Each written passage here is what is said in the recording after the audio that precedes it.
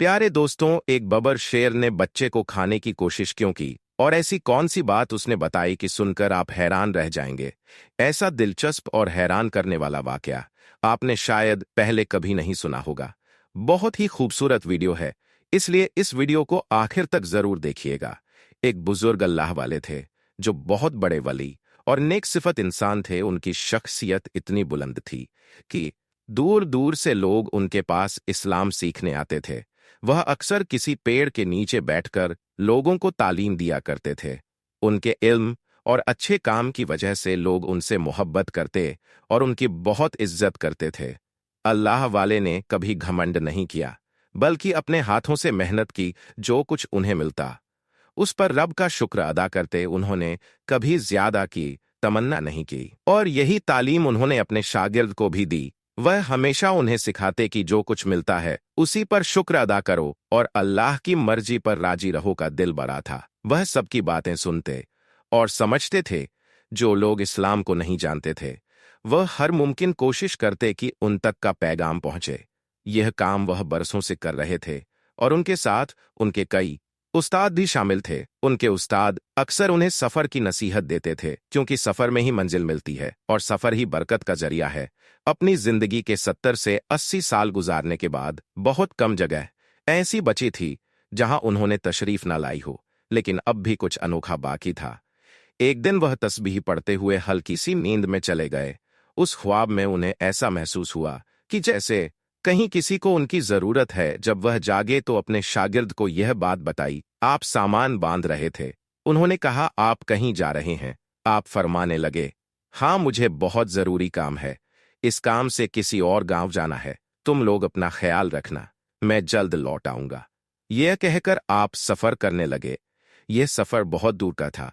अल्लाह को दिल में बसाए अल्लाह अजज जल की बनाई हुई दुनिया की खूबसूरती देखते हुए चलते जा रहे थे कि एक गांव नजर आया। आपने दिल में कहा कि नमाज का वक्त हो रहा है, मैं नमाज पढ़ लूंगा। यह सोचकर आप गांव में तशरीफ ले आए। इस गांव के चारों तरफ एक घना सा जंगल था।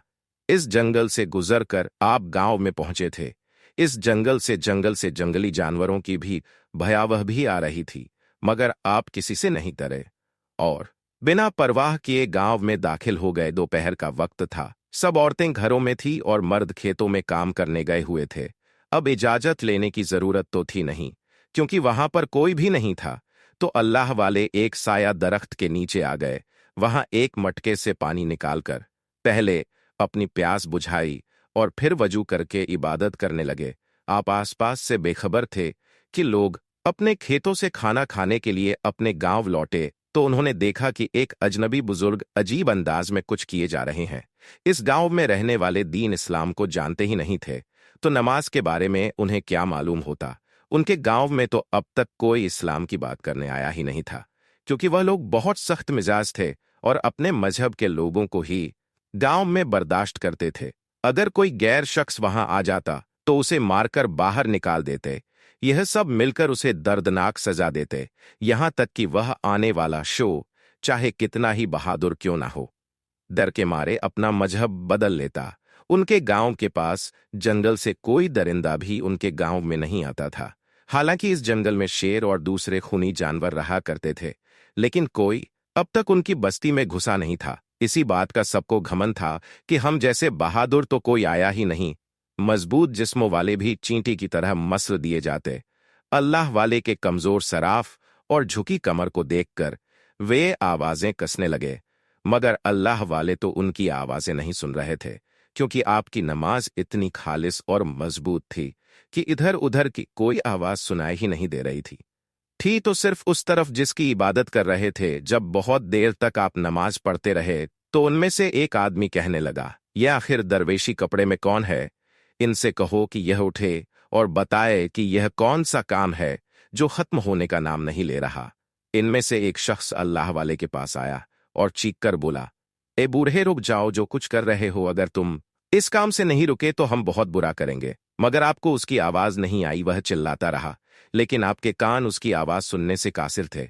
अब जब आपने नमाज पढ़ ली तो उन लोगों की तरफ सवालिया नजरों से देखने लगे कि यह लोग क्या कह रहे हैं और क्या कर रहे हैं। आपने कहा, भाई, क्या हुआ? तुम लोग क्या मुझसे कुछ पूछ रहे हो? उन्होंने कहा, हम इतनी देर से चिल्ला रहे है, तुम्हें आवाज नहीं आई? आपने कहा, बखुदा मुझे आवाज नहीं आई। ये बताओ तुम क्या कहना चाहते हो? उन्होंने पूछा, ये काम क्या कर रहे हो? आप मुस्कुराए और कहा, मैं नमाज पढ़ रहा था। एक अल्लाह को मानने वाला इबादत इसी तरह करता है। अब वह लोग जो अपने दीन के अलावा कोई और दीन मानते ही नहीं थे, जब उन्होंने इस्लाम के बारे में ऐसी बातें सुनी तो उनका खून उबालने लगा। वह सोचने लगे, खुदा तो वह होता है जो नजर आता है, जो सामने होता है। उससे मांगकर पता चलता है कि हम किससे मांग रहे हैं जो नजर नहीं आ रहा। उस अनदेखे खुदा से कौन क्या ले सकता है? अल्लाह वाले की समझदारी भरी बातें उनकी समझ से बाहर थी। आपके चेहरे पर बहुत सुकून था और इस सुकून से उन्हें जलन हो रही थी, क्योंकि अब तक उनके में आने वाला हर शख्स उनके डर और रोब की वजह से भाग जाता था। उनके मजबूत और लंबे चौड़े शरीर देखकर हर आने वाले की पेशानी पर पसीना बहने लगता। लेकिन यह बूढ़ा शख्स कौन था जो उनके इतने गुस्से में होने के बावजूद संतुष्ट और शांत खड़ा था? वो लोग अल्लाह वाले की बातों से इतने गुस्से में आ गए कि पागल होने लग गए। उन्होंने बेअदबी और लानत मां लानत शुरू कर दी। कोई कहता, एक तो इतने बूढ़े हो और इतने कमजोर शरीर के साथ सफर कैसे कर लिया? फिर किसी अजनबी गव में आकर ऐसी अजीब ओगरी बातें कर रहे हो जिनका कोई सिर है ना पैर। एक और बोला, यह शख्स हमारे धर्म के खिलाफ बातें कर रहा है। हमने इसकी उम्र का ख्याल किया, मगर यह अपनी बातों से बाज नहीं आ रहा। वह लोग बदतमीजी पर बदतमीजी किए जा रहे थे। कोई आप पर आवाजें कस रहा था तो कोई धक्के देने की धमकियां दे रहा था। उनकी जुबान से बेअदबी और मजाक के जुमले निकलते जा रहे थे और उनके दिल अल्लाह वाले की बातें सुनने के लिए बिल्कुल बंद हो चुके थे। अल्लाह वाले ने सब्र के साथ उनकी सारी बातें सुनी, मगर आपकी नजर में नरमी और दिल में सबके लिए मोहब्बत थी। अब एक लंबा चौड़ा और ताकतवर आदमी आपके सिर पर आ गया और कहने लगा, इस बूढ़े को तो मैं एक अंगुली से उठाकर बाहर फेंक दूंगा। वह यह करने ही वाला था कि गौ के एक बुजुर्ग बोल पड़े, नहीं, इसने हमारी मूर्ति की तौहीन की है जिसे हम पूजा करते हैं, इसलिए यह सजा कम है। इसे सिर्फ गौ से बाहर फेंकना काफी नहीं होगा। हम इसे इस गौ में रखेंगे और ये हमारा नौकर बनकर रहेगा। इस बुजुर्ग ने और कहा, मैंने अपनी किताब में पढ़ा है कि एक मुसलमान यहाँ आएगा और हमारे दिलों को हमारे धर्म से हटा देगा, फसाद फैलाए, यानी हमें एक कर देगा। इसे रोकने के लिए हमें कुछ ना कुछ तो करना पड़ेगा। उसकी बातें सबको समझ में आ गई और वे कहने लगे कि सच में यह मुसलमान इसी इरादे से हमारी बस्ती में बिना इजाजत के आया है। हाय अल्लाह! वा को गांव वालों ने तंग करने का इरादा कर लिया था। गांव के सब लोग उस बुजुर्ग की बात मान चुके थे जिसने कहा था कि अल्लाह वाले को ऐसे ही गांव से बाहर निकाल देना काफी नहीं है।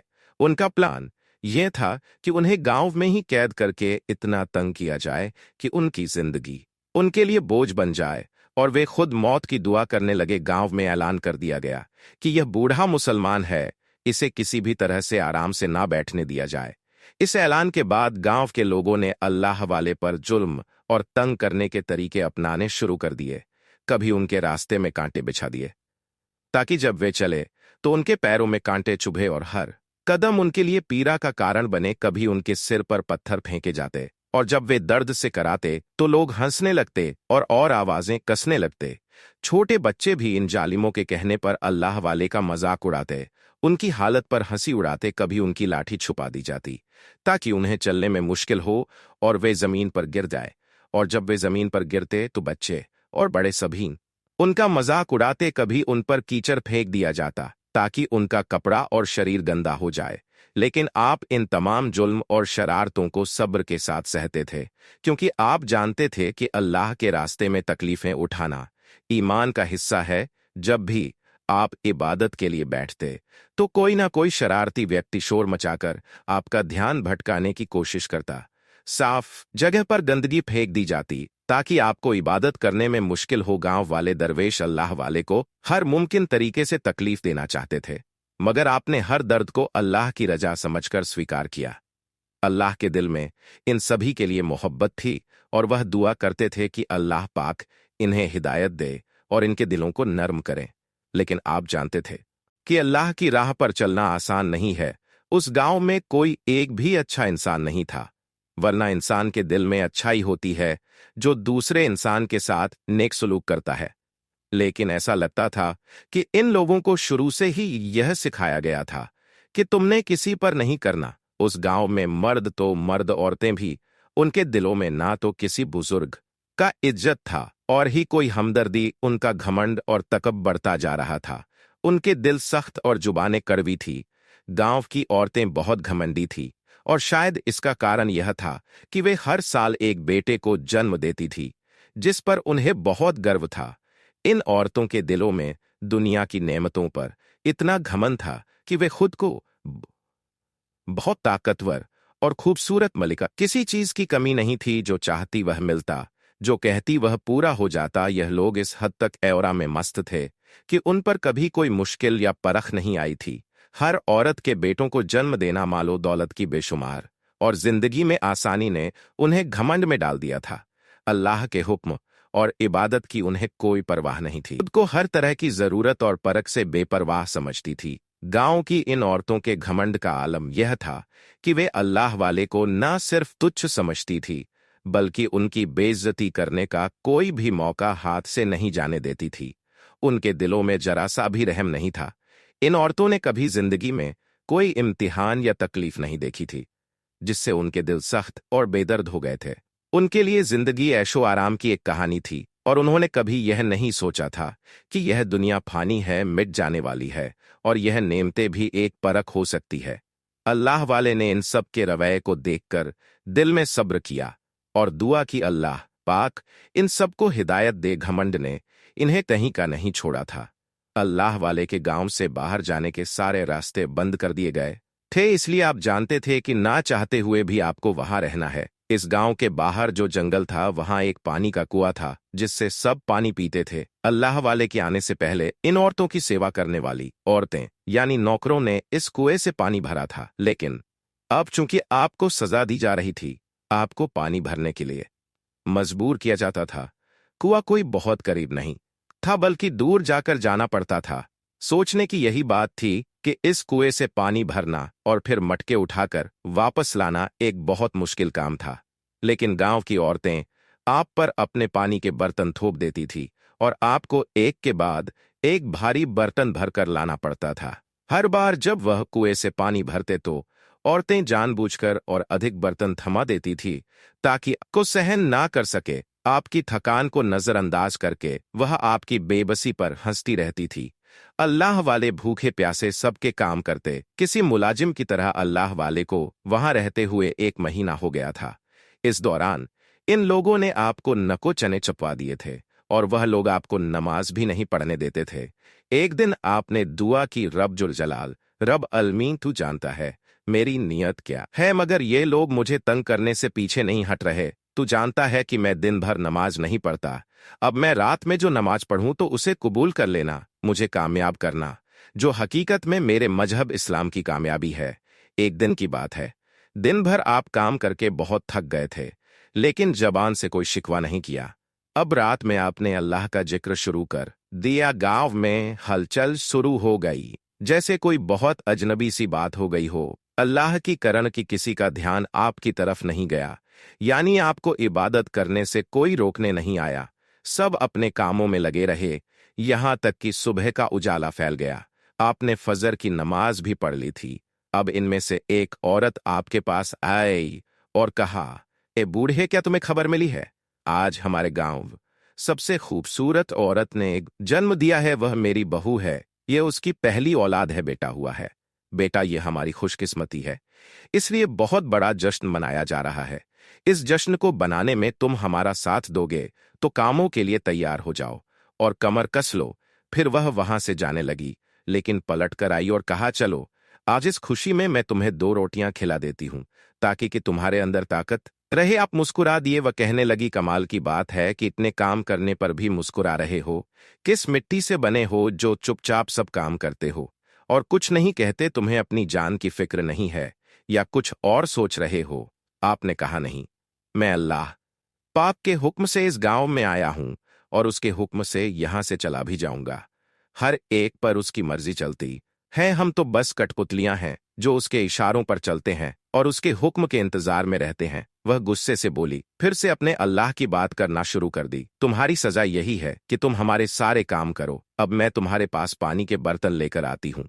एक एक करके तुमने वह पानी के मटके भर कर लाने हैं, क्योंकि बहुत बड़ी दावत है और पानी की कमी नहीं होनी चाहिए। खाने में भी वह पानी इस्तेमाल होगा और पीने के लिए भी। जल्दी से तुम काम की तैयारी करो, मैं गांव की दूसरी औरतों के साथ आती हूँ। यह कहकर वह औरत चली गई और फिर बहुत सारी औरतें पानी के बर्तन लेकर आई। आपने अल्लाह का नाम लिया और दुआ की, रब्बी करीम तुम मुझे हिम्मत और ताकत देना ताकि मैं यह काम कर सकूं। मेरे दिन का नाम नीचे ना होने देना, तू सबसे बड़ा है और सबसे बड़ा रहेगा।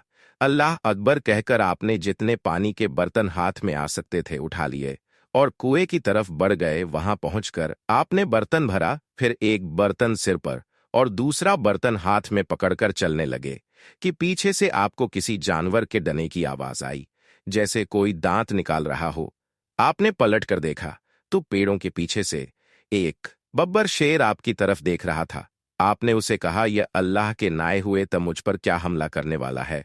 और जैसे आपकी बात को सुन रहा था और समझ रहा था, उसकी आंखों में कोई राज था, पर बेजबान बोलता कैसे बस वहां खड़ा रहा और शेर की आवाज में कुछ ना कुछ कहने की कोशिश करता रहा। आपने उसे इशारा किया, जाओ समझ गया हूं, मैं जो कहना आए हो वक्त आने दो, जो चाहते हो जाएगा। आपके हुक्म पर वो वापस जंगल में चला गया। आपने अपने बर्तन उठाए और गांव में आ गए, फिर बारी बारी सारे मटके पानी से भरे और वहां पर जमा कर दिए। औरतें बहुत हैरान थी कि एक बूढ़ा और कमजोर इंसान, जवानों की तरह बल्कि जवानों से भी बढ़कर, किस तरह फुर्ती से काम करता है बिना खाए पिए। हमें तो इतनी ताकत नहीं हमारे मर्दों में। मर्द तो किसी काम के नहीं हैं। वही औरतों का शिकवा जो हमेशा मर्दों से होता है। अच्छा है कि इस बूढ़े की शक्ल में हमें एक काम करने वाला नौकर मिल गया है। यह काम हो चुका था। आपने कहा, कहो और क्या काम करवा नहीं है। हंसकर कहने लगी, बड़ी ताकत है तुम्हारे अंदर, बस अब जश्न शुरू होने का इंतजार करो। वह हंसती हुई अपने घर जाने लगी कि अचानक एक औरत के चिल्लाने की आवाज आई, बचाओ, मेरे बच्चे को बचाओ, ये शेर मेरे बच्चे को उठाकर ले जा रहा है। मर्दों ने भी आवाज सुनी थी। पूरा गांव दौड़ता हुआ उस घर की तरफ आ गया जहां से औरत के चिल्लाने और दहाड़ के साथ रोने की आवाजें आ रही थी।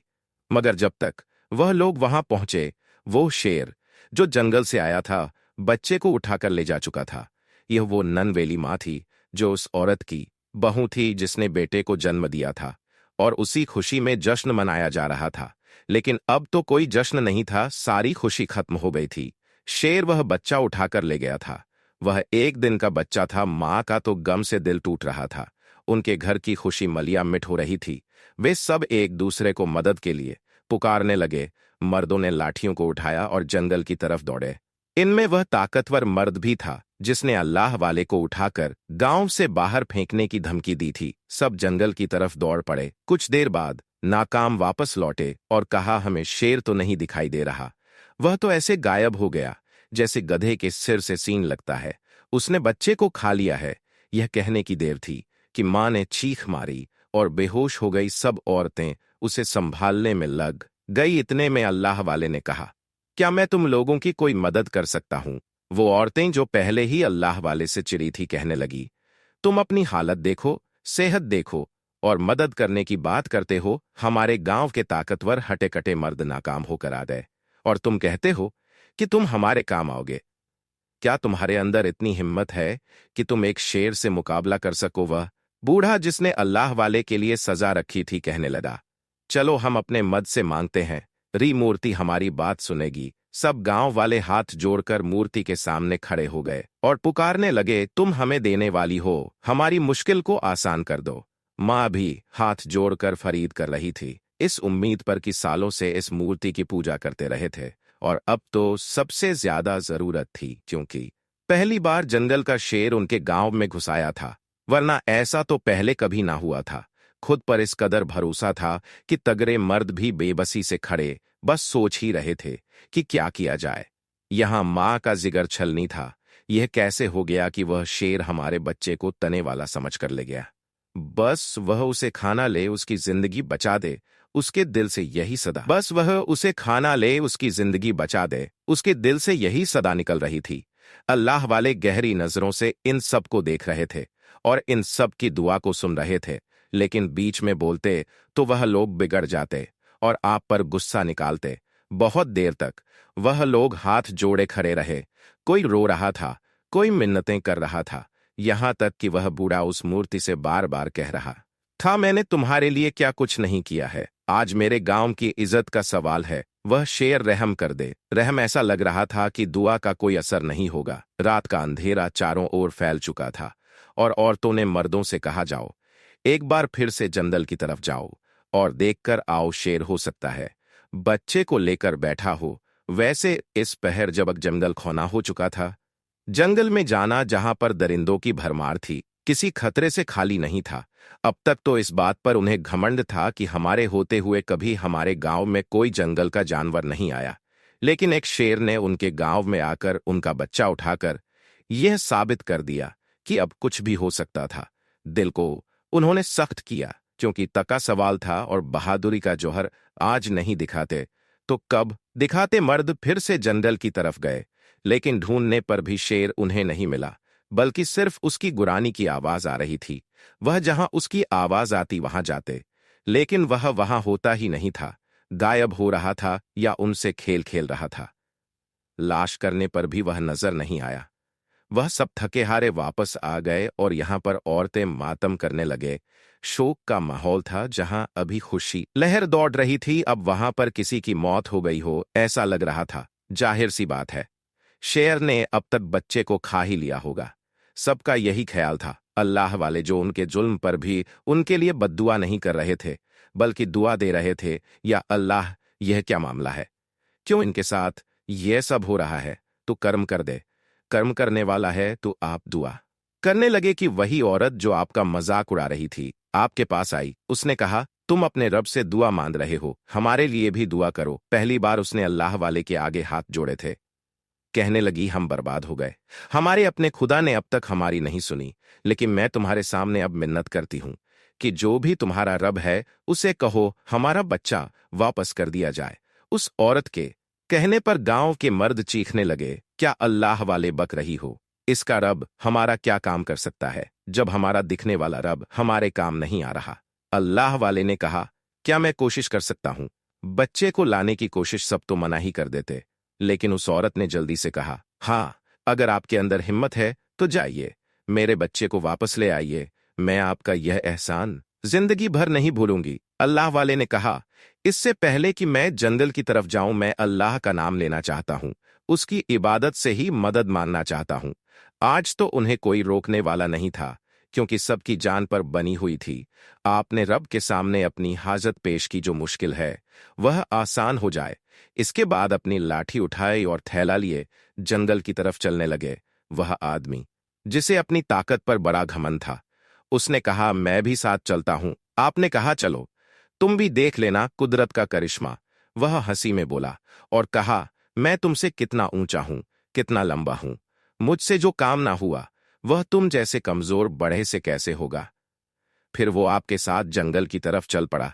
जंगल में आप कुएं के पास खड़े हो गए और लाठी जमीन पर ठक ठक मारने लगे। फिर कहा, जंगल के बादशाह, तुम मुझे सुन सकते हो, जहां भी हो मेरी आवाज सुनो, तो यहां आ, तेरा कुछ नहीं बिगाड़ा जाएगा, तो बस उस मासूम बच्चे को हमारे हवाले कर दे। मैंने तुझसे कहा था कि जो रब देता है वो तुझे रिस्क करीम देगा, जो बहुत ज्यादा रिस्क अता करेगा, मगर तूने गांव के बच्चे जो भी पैदा हुआ है यह सही नहीं है, तुमने उनकी खुशी छीन ली है। ऐसा मत करो, तुम एक अल्लाह को मारने वाले हो और वही तुम्हें खिलाता पिलाता है। अब तक किसी के सामने नहीं आए तो अब क्यों आ रहे हो, इनको क्यों तंग कर रहे हो। आप ऐसी बातें कर रहे थे जैसे वह शेर वही खड़ा सुन रहा हो। वह व्यक्ति जोर जोर से हंसने लगा। फिर कहा, हो गया तुम्हारा तमा, अब वापस चलो, शेर ने बच्चे को खा लिया है, मां को सब्र करना ही होगा। आपने कहा, मां सब्र करेगी, लेकिन वह उससे ज्यादा शुक्र करेगी, क्योंकि उसका बच्चा वापस आएगा, उसकी खुशी छीनी नहीं जाएगी। कैसे आएगा, वह शेर तुम्हें नहीं सुन रहा, वह है ही नहीं। अब उस शख्स को क्या बताते कि आपने क्या कुछ देखा है और क्या समझ लिया है। शेर उस वक्त सामने क्यों नहीं आया, इसमें भी हिकमत थी, इसमें भी एक राज छुपा था जो आप उस वक्त उसके सामने नहीं खोल सकते थे। हर काम वक्त पर ही अच्छा लगता है, और जिसमें अल्लाह की होती है वही काम बेहतरीन होता है। आपने उसकी बात सुनकर कहा, हाँ सही कहा तुमने, वह नहीं आएगा। चलो वापस चलते हैं। तंजिया मुस्कान के साथ उसने आपको देखा, आपने उसे नजरअंदाज किया और लाठी टेकते हुए गांव वापस आ गए। खाली हाथ थे, बच्चा आपके हाथ में नहीं था। माँ दौड़ती हुई आई, उसने कहा, मैंने तुम पर भरोसा किया था और तुम बड़ी उम्मीद दिलाए थे कि तुम जंगल गए थे। ये क्या, कहाँ है मेरा बेटा, कहाँ है? आपने कहा, फिक्र मत करो, वह आ जाएगा। वह इतना छोटा बच्चा है, कल का पैदा हुआ बच्चा चलकर आएगा। नहीं, वह शेर उसे लेकर आएगा। किसी को आपकी बात पर यकीन नहीं आ रहा था। यह बूढ़ा तो पहले दिन से ऐसी बातें करके हमारा दिमाग खराब करता आ रहा है, ऐसी कि फिजूल बातों की वजह से हम सब इस मुसीबत में फंस गए हैं। अब क्या करना चाहिए? आपने कहा, सुबह होने का इंतजार करो। अब तो अंधेरा हो गया है और अंधेरे में तो कुछ भी नजर नहीं आता। ये बूढ़ा तो बड़े दावे कर रहा था, बड़ा आया था। एक दरिंदे को हुक्म देने वाला वह शख्स कहने लगा, पता है इसने क्या किया? यह तो हवा में ऐसी बातें कर रहा था जैसे वह शेर उसकी बात सुनकर सिर झुकाकर उसके पास चला आएगा, जैसे वह उसका कोई नौकर है। अल्लाह वाले ने कुछ नहीं कहा। उन्होंने कहा, चलो अभी घर चलते हैं, फिर सुबह हम उसे ढूंढने जाएंगे।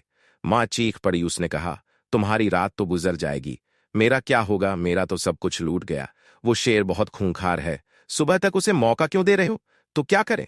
उसका शौहर चीख पड़ा, क्या करें? हमने पूरा जंगल छान मारा, शेर हमें नजर नहीं आया। उसकी आवाज आती भी रही। अब तुम यह बात मान लो, तुम्हारा बच्चा बचने वाला नहीं। तुम्हारे दिल की तसल्ली के लिए फिर भी हम सुबह जरूर जाएंगे। उसने कहा, तुम लोग कैसे लोग हो? एक तो मेरे बच्चे को उसने उठा लिया, अभी वक्त है। इतने में अल्लाह वाले बोल, बेटी मेरी बात सुनो, तुम्हारे बच्चे को कुछ नहीं होगा। सुबह तक तुम्हारा बेटा वह शेर खुद लेकर आएगा। तुम भरोसा रखो। किस पर भरोसा रखूं? उस खुदा पर जिसे मैंने पूजा, जिसकी इबादत की, और यह मेरे दिल के दर्द को नहीं समझ रहा, मेरे जिगर के टुकड़े को वह ले गया। और आप कहते हैं यकीन रखो। तुम उस पर यकीन रखो जिसे तुमने हमेशा माना है। तुम मेरे रब पर यकीन रखो जो तुम्हारा भी है, वह अल्लाह है। अगर यकीन कर, वह अल्लाह मेरी सुनेगा। हाँ, वह सुनेगा, वह जरूर सुनेगा। तो ठीक है, वह शेर वापस आ जाता है और मेरे बच्चे को कुछ नहीं होता, जरा सी भी खरोच नहीं लगती, तो मैं तुम्हारे रब पर ईमान लाऊंगी। अल्लाह वाले ने उसे तसल्ली के अल्फाज तो दिए थे, मगर आपने अल्लाह ताला से दुआ भी लाजमी करनी थी। अल्लाह ताला से आपने दुआ करना शुरू की, आपकी आंखों में आंसू आ गए थे। एक, अल्लाह से दुआ मानते हुए आपको सब देख रहे थे और मजाक भी बना रहे थे। ये क्या चुपके चुपके मांग रहे हैं? अल्लाह वाले की आंखों के सच्चे आंसू गवाही दे रहे थे इस बात की कि आप सबके लिए कितने फिक्रमंद है।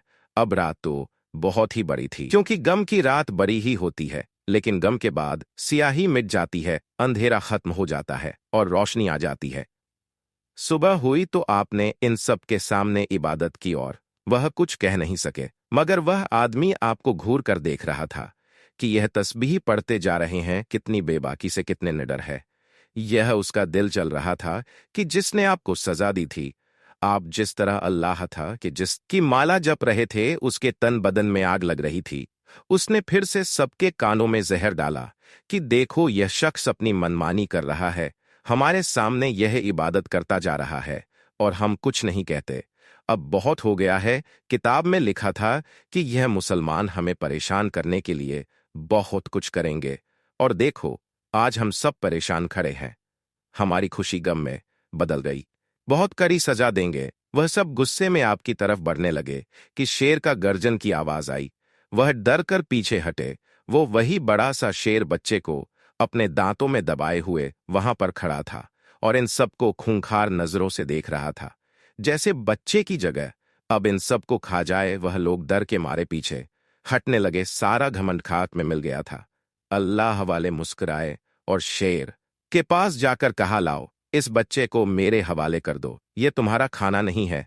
तुम्हें इस बच्चे के पैदा होने की खुशी में बहुत सा खाना खिलाया जाएगा, बस इसे मत खाओ। किसी माँ का दिल है, यह माँ को दुख ना दो। आपकी बात पर वह दान दिखाने लगा, जैसे जिद कर रहा हो कि यह बच्चा मैं नहीं दूंगा। आपको गुस्सा आ गया। आपने कहा, तुम मेरी बात नहीं मानोगे। जो कुछ उसके दिल में था अल्लाह सब जानता था। उसने सब कुछ क्यों किया था? आंखों की कहानी पढ़ रहे थे। अल्लाह वाले पर जो उसने किया, यह बात आपको पसंद नहीं आई। आपके हुक्म पर वह आहिस्ता आहिस्ता चलता हुआ आपके पास आया और बहुत ही अदब से वह बच्चा आपके हाथ में दे दिया। अल्लाह वाले ने झुककर बच्चे को अपनी गोद में लिया और प्यार से देखने लगे। बच्चे का चेहरा चमक रहा था, जैसे वह अल्लाह वाले की निगाहों को पढ़ रहा हो। अल्लाह वाले ने इस बच्चे को अच्छी तरह से देखा कि कहीं चोट तो नहीं आई या उसे कोई खरोंच तो नहीं लगी थी। बबर शेर उसे खाने थोड़ी गया था। इसके पीछे एक राज था। आपने इस बच्चे को मां के हवाले किया और कहा, लो तुम्हारा जिगर का टुकड़ा, इसे कुछ नहीं हुआ। बच्चे को मां के हवाले करके आपने शेर से कहा, जाओ, तुम्हारा काम हो गया। लेकिन अब जो होने वाला था, इसके बारे में तो कोई सोच भी नहीं सकता था। वह थोड़ा सा पीछे हटा, फिर तेज रफ्तार से दौड़ने लगा और इस बूढ़े पर, जिसने अल्लाह वाले को सजा देने का हुक्म दिया था, इस पर छलांग लगा दी। वह अपने दांत को उसकी गर्दन पर रखकर सारा खून पी जाता, उसकी बूटियां बूटियां कर देता, मगर ऐसा ना हुआ। अल्लाह वाले किसी जवान आदमी की तरह दौड़ते हुए उसके पास पहुंचे आए और अपने दोनों हाथों से शेर को उठाकर जमीन पर पटकी लगा दी। ऐसा पटका कि वह शेर किसी कमजोर जानवर की तरह बिलबिलाया, जैसे उससे गुस्ताखी हो गई हो। आपने कहा, मैंने तुमसे कहा था ना, यहां से चले जाओ, किसी को कोई नुकसान नहीं पहुंचाना, लेकिन तुमने इस शख्स पर हमला क्यों किया? वह बूढ़ा शख्स डरा डरा सा खड़ा था, जिसकी अभी जान चली जाती अगर अल्लाह वाले इस शेर को उठाकर जमीन पर नहीं फेंकते। आपके सवाल पर सब हैरान रह गए। जब वह शेर बोला, मैं इसके साथ वही कर रहा था जो इसने आपके साथ किया है। इसने आपको बहुत दर्द दिया है, तकलीफ दी है, नौकर बनाकर रखा है, मैं आपका गुलाम। अच्छा, सिर्फ यही बात थी जिसकी वजह से तुमने इस पर हमला किया? वह चुप रहा। आपने कहा, बोलो क्या कोई और राज बताना चाहते हो? वह शख्स आपको घूर रहा था, फिर आपके सवाल पर कहने लगा, क्या सुनाओ अपनी गम्द दिल की दास्तान। मेरा एक ही बच्चा था जिसमें मेरी दुनिया बसी थी। इस गांव के पास के जंगल में कभी भी मेरे दिल में ख्याल नहीं आया कि इन गांव वालों पर हमला करूं या इनको खा लूं, क्योंकि मैं अपने बच्चे की मोहब्बत में इतना गम था कि अल्लाह ताला मुझे खाना दे दिया करता था। कभी मैं इन गांव वालों के पास नहीं आया क्योंकि मुझे जरूरत महसूस नहीं हुई। मेरा पेट जंगल में ही भर जाया करता था। मैं अपने बच्चे के साथ खुशी खुशी जिंदगी गुजार रहा था। उसकी शरारत भरी हरकतों को देखकर मैं जीता था। लेकिन एक दिन यह आदमी इस बूढ़े को देख इसने कहा, यह शख्स जंगल में आया जबकि मैं शिकार के लिए और मेरा बच्चा वही खेल रहा था। इस शख्स ने मेरा बच्चा मुझसे छीन कर ले लिया। जब मैं वापस आया तो मेरा बच्चा गायब था। बहुत तलाश किया, सारा जंगल छान मारा, लेकिन मेरा बच्चा मुझे कहीं नहीं दिखा। फिर सोचा बस्ती में जाकर देखता हूं, और जब बस्ती की तरफ आया तो यहां भी मुझे मेरा बच्चा नहीं मिला। मैं अपने बच्चे की याद में खून के आंसू बहाया करता था। फिर अभी कुछ दिनों पहले मुझे पता चला कि मेरे बच्चे को मार दिया गया था और इस बूढ़े ने उसे मारा था। तब मैं यहां आया और इन्हीं का एक बच्चा उठाकर अपने साथ ले आया। इन बस्ती वालों ने उसे बुरे काम से नहीं रोका, बल्कि इसके साथ मिल गए। इसलिए मैं बदला लेने आया था कि मेरी औलाद को मुझसे दूर किया तो मैं इनकी औलाद को भी इनसे अलग कर दूंगा, खा जाऊंगा। अगर आपका हुक्म ना होता तो मैं उसी वक्त इनके बच्चे को चटक जाता। अगर आप मुझे मना ना करते तो वह किसी गुलाम की तरह आपके सामने था, जैसे कोई बच्चा अपने बड़े की बात मानता है। माफ कर दो, अल्लाह भी माफ करता है। आपने कहा, अब तुम यहां से चले जाओ, तुम्हारा गम हल्का नहीं, लेकिन बदला ऐसे नहीं लेते। एक मां तड़पी और कोई नहीं आपकी बात पर। उसने इज्जत से सिर झुका लिया और वापस जाने लगा। फिर अल्लाह वाले एक बार फिर से फरमाने लगे, ठहरो, मैं तुम्हें कुछ देना चाहता हूं। तुम्हारा तोहफा बच्चे की मौत से लेकर अब तक तुमने शिकार नहीं किया था, बस जो रूखा सूखा मिल जाता खा लेते थे। ने अपने थैले से एक बड़ा सा गोश्त का टुकड़ा निकाला। कोई सोच भी नहीं सकता था कि थैले के अंदर वो गोश्त का टुकड़ा होगा। आपने वो गोश्त का टुकड़ा होगा अपने वो गोश्त का टुकड़ा उस शेर के सामने डाल लो। तुम्हारा खाना हमारी तरफ से ही तुम्हारे लिए इनाम है कि तुमने हमारी बात को माना और हमारे फरमाबरदार हुए। उसने सबके सामने वह गोश्त खा लिया और शुक्रिया के तौर पर आपके बहुत करीब आकर कदमों को चूमने लगा। फिर वह जंगल की तरफ जाने लगा तो एक और कुदरत का करिश्मा तैयार खड़ा था। उस शेर का बच्चा उसका इंतजार कर रहा था।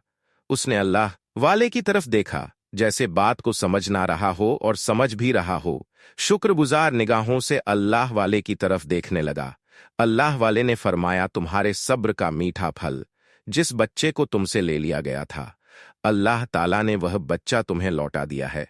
अब इस बच्चे के साथ खुशी खुशी जिंदगी गुजारो और कभी इस गांव पर अब हमला नहीं करना, कुछ भी हो जाए। वह दौड़ता हुआ बच्चे के पास गया और खूब प्यार किया।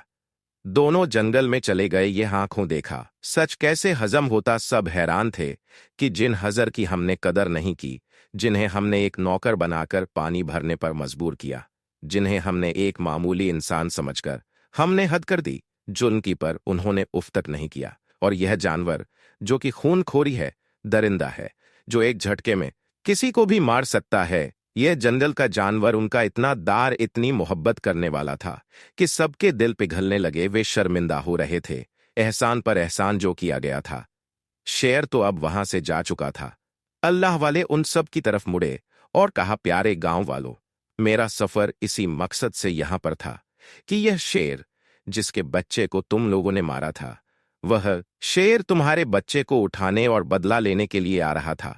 सो मेरे उस्ताद ने मुझे हुक्म दिया कि तुम्हें समझाओ। मैं शब्दों से समझाता, तुम लोग समझते नहीं, इसलिए अल्लाह ताला ने वह करिश्मा दिखाया कि यह शेर बोलने लगा और उसने खुद वह राज बता दिया कि यह सारी ताकत अल्लाह ताला की है। हम सिर्फ उसके एक नौकर है। क्या तुम मान लोगे? उसे वह औरत बोल परी जिसकी बच्चा था। उसने कहा, मैंने तो आपको उसी वक्त मान लिया था जब आप मेरे बच्चे के लिए जंगल में गए थे। अब मैं इन सब से कहती हूं कि जो कुछ हमने गुनाह किया है उसकी माफी मांगी जाए। सब इस बात का एहसास कर चुके थे कि औलाद तो जानवर की भी उतनी ही कीमती होती है। जैसे इंसान की किसी पर भी रहम करना ही तो असल इंसानियत है, जो उनके अंदर बिल्कुल नहीं थी। और खुदा तो सब पर मेहरबान होता है। बस इंसान अपने आप को बदल ले तो वह कभी शिकवा नहीं करता। खुद पर और अपनी ताकत पर घमंड करने वाले आज झुके हुए थे। सबने आपके सामने हाथ जोड़ दिए। उन्होंने जो कुछ देखा था वह कभी अपनी जिंदगी में देखने का सोच भी नहीं सकते थे। वह तो गफलत में जी रहे थे। अपने आप को बड़ा मानने वाले और खुद की ताकत पर भ्रम रखने वाले आज एक जानवर के सामने जमीन पर आ गिरे थे। आपने कहा, मैं कोई माफ करने वाला नहीं हूं। मैंने वही किया जो मेरा मजहब कहता है, मेरा दीन कहता है, किसी को बद्दुआ ना दी जाए। मेरा दीन कह कि किसी से बदला ना लिया जाए। मेरा दीन कहता है धोखे का जवाब धोखे से ना दिया जाए।